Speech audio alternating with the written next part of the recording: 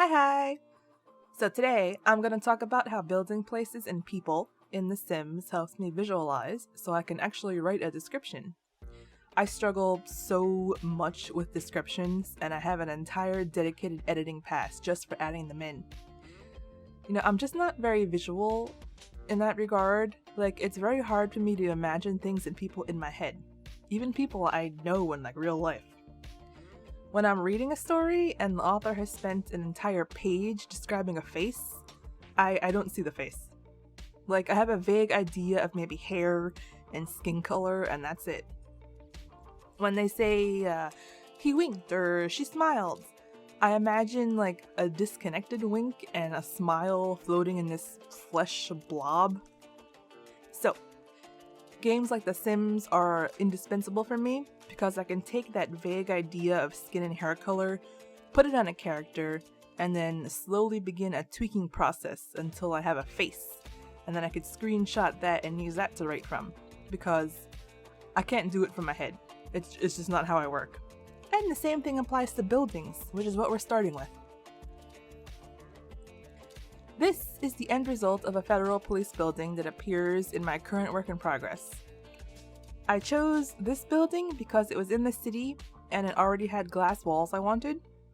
Oh, and by the way, I would show me building this place, and I did record that, but it took me 3 hours. And I highly doubt you want to sit here and watch me build a place for 3 hours. Or maybe you do. I don't know. But it's not here anyway. Alright, so as much as I want to show off everything here, the basement is really the best example of how this game helps me with buildings. Now, because of where I put the elevator on the 5th floor, I had to cut a huge chunk out of the basement. And when I did that, I realized that the rooms I wanted to put here would not fit. So basically what I wanted to have down here was interrogation, a small break room, and then way down the hall I wanted a separate area that was disconnected, but the main character looked down and saw and she wonders what it is. But looking down the hallway, you realize that's the end of the basement. If that area exists, it would have to extend outside of the building. So what did I do? I did that. I did the thing. I headcanon this place as extending under the street and under the parking garage next door, which I know is super illegal, but this is the government, and they own both places and the road, so they just did it. And I reflected that in my story. And I would not have known that if I hadn't built this place and looked at it. So, how does this translate into actual writing? Here's an example. So this is before I made the room in The Sims. He led me back to one of the rooms I passed earlier and stepped inside. It was a small office that was impeccably clean and organized. Even in the darkness, I couldn't help but notice that the nameplate on the desk did not say Mitchell. And then here's the room after I built it. He led me back to one of the rooms with blinds covering every window and stepped inside. It was a small office that was impeccably clean and organized. Even in the darkness, I could see there weren't any stray papers on the single desk, and all the binders on the shelves were lined up in distinct color groups. In the back corner was a plant with leaves that flowed in one single blade all the way down to the floor. A UV lamp was hung above it, the room's only light source. The darkness was a welcome relief to my eyes. Although, even with the minimal lighting, I couldn't help but notice that the nameplate on the desk did not say Mitchell.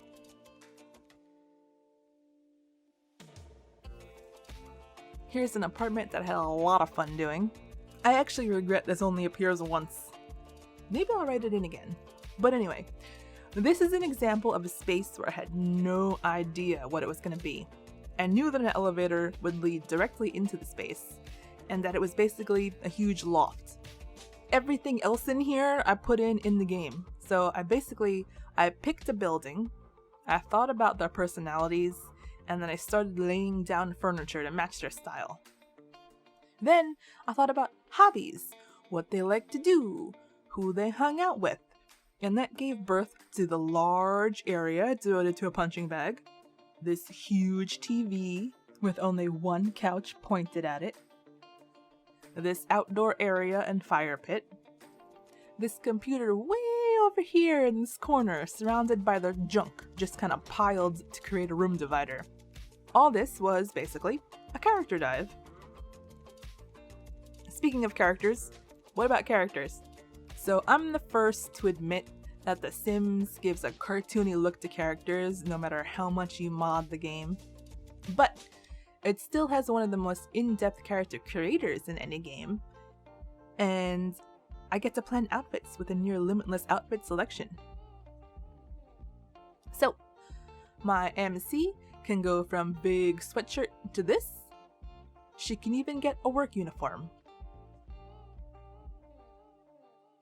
This character's everyday look, described simply as cute and colorful beforehand, can change to specific makeup, dyed extensions, big ol' kiss shirt, and jeans.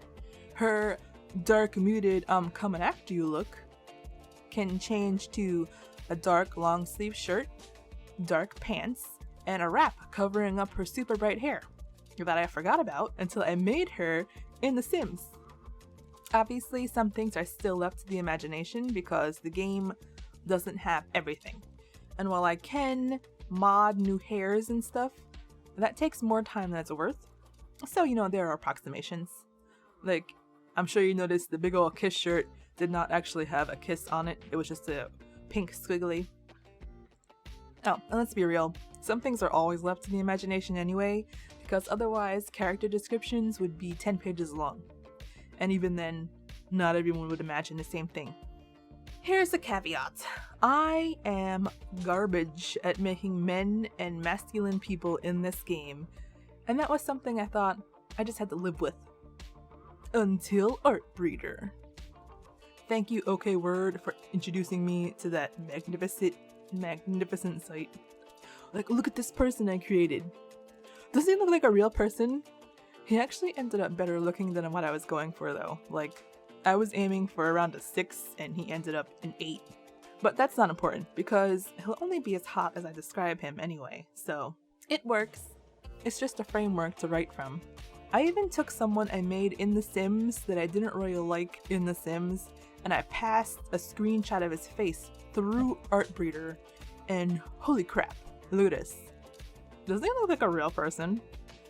Here's his description. I'm not one to notice this sort of thing, but the first thought that went through my mind when laying eyes on Gardino was that he was incredibly handsome. His face was angular and his skin was near flawless with the exception of the tiniest of blemishes along his jawline. Now that I was seeing him up close for the first time, I could tell that what I thought was light blonde hair was actually bleached gray with a lot of the roots grown out. One section of hair on the front was left its natural black and he had it tucked behind his ear. He also had a few silver ear piercings, but nothing rivaling Alice's half dozen.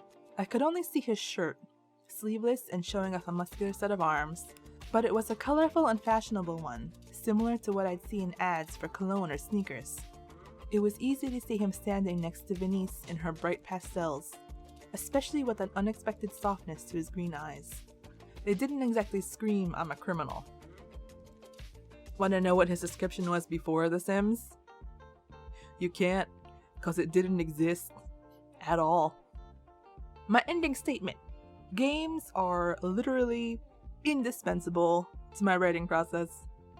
Before The Sims and other visual games, I would scribble floor plans on paper or do some kind of like anime isekai, but it wasn't quite the same, and I would always ends up with white room syndrome and vague people not described past their hair color. I mean, I guess you could say this process is kind of cheating, but I'm writing off things I designed, so it's all me, kind of. It's like a brain crutch. So anyway, if this is something that you also have problems with, like maybe some kind of visual creation like this would help. I mean, you don't have to actually get The Sims. The Sims can be expensive, especially if you start getting expansions. But Artbreeder is free. They have a set amount of uploads you can do like with your own personal pictures. I think it's like 5. Yes, 5 uploads. But you can create as many faces as you want. You could just keep on going forever. And when you go to download it, it says that you only have a set number of high quality downloads, but that's just for like people who want to take their Artbreeder stuff and make art quality prints of it. You could download a regular image anytime you want at any point, and that's unlimited. Just like right click, save image, blah blah blah. So anyway, I'll see you next week with another video. Bye bye!